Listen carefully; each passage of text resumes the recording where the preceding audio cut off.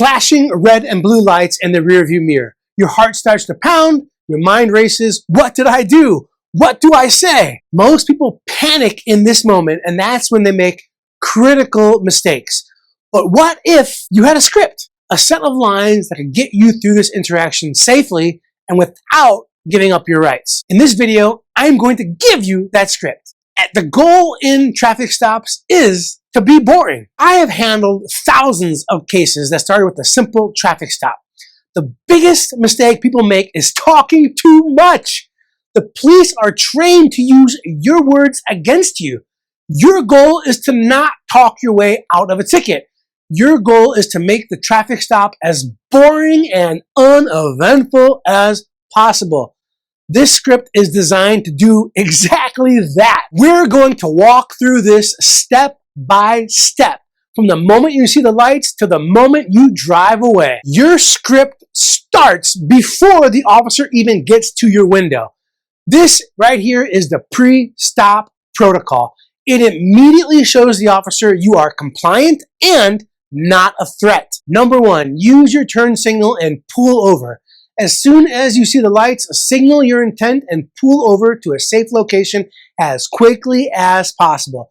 Do not make the officer wait. Step two, once stopped, turn off your engine. Step three, lights on, windows down. If it's dark, turn on your interior dome light. This increases visibility for the officer and is a sign of good faith. Roll down the driver's side window all the way. Other videos, other attorneys, you don't gotta roll your window down. Listen, roll the window down. They're gonna get that window down. They're gonna get the information from you. Number four, hands on wheel.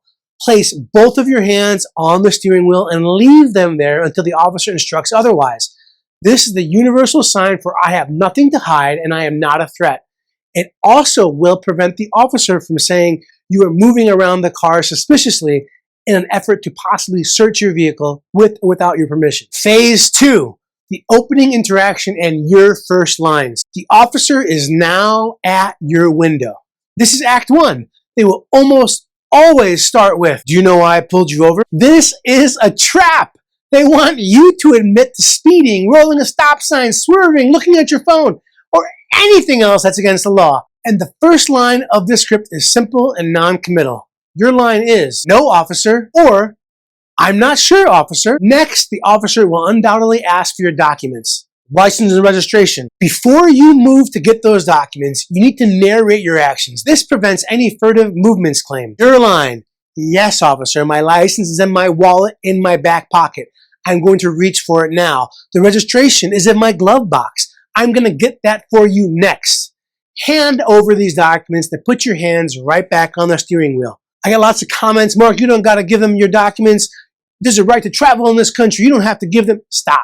The United States Supreme Court has said if you operate your vehicle on the roads, states are allowed to impose upon you the obligation to prove you are a licensed driver. So the right to travel does not cover your right to travel without any documentation. You can't drive a tank down the street. You can't just fly an airplane above the sky. You have to have a license to do that. Argue with me all you want, but that is the law.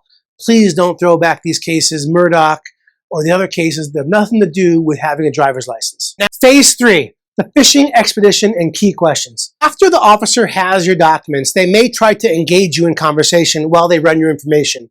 And this is a fishing expedition. They might ask, where are you coming from? Where are you headed? Have you had anything to drink tonight? You're not required to answer these questions. You shouldn't answer these questions, but being confrontational can escalate things. The best response is silence or polite refusal. I don't answer questions, officer. I even say, I plead the fifth. That's very cut and dry. Most officers will chuckle because they know you say, I plead the fifth. It's very clear to the officer, you know your rights. I encourage you, though, don't be a jerk about it. Where are you headed? Where are you going? I plead the fifth. I plead the fifth. You can do it in a respectful way. Believe me, I've done it. Now, one of the most critical moments is when they ask to search your vehicle.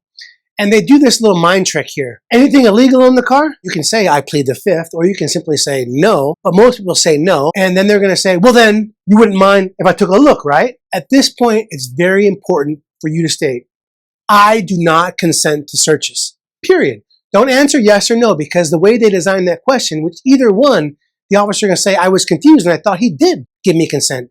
You don't mind if I search, right? Yes, search.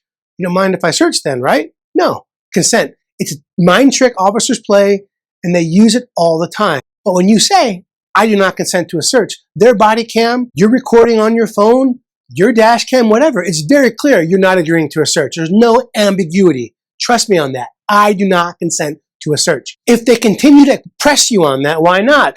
That's kind of ridiculous. You must have something to hide. Or if they're just making you wait for an unreasonable amount of time, it's very important you ask this next question. Officer, am I free to leave? This question forces them to either end the encounter or justify why they are legally holding you there.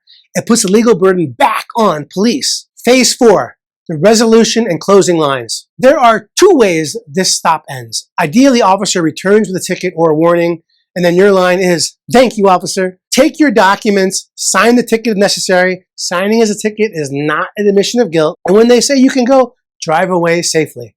If, however, they do say you are being detained, a few things change. Number 1, if the officer reads you implied consent because they suspect you might be driving intoxicated, they're going to ask you to do a certified chemical test. You must check the law in your state. In Indiana, if you refuse to do the certified chemical test, any of the ones offered, you're going to lose your license for minimum 1 year, 2 years if there's a refusal. Many states follow that similar pattern. You need to know your state's law regarding refusing a chemical test. And it's very easy to get a warrant here in the parts of Indiana I practice on. I rarely tell my clients to refuse a chemical test. But I do tell them to stop answering questions of the officer after they agree to the chemical test and simply tell them, I'm going to remain silent and I want a lawyer.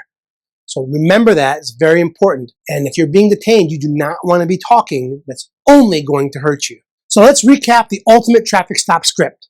Number 1, pre-stop protocol. Safely pull over, lights on, hands on wheel. Number 2, opening lines.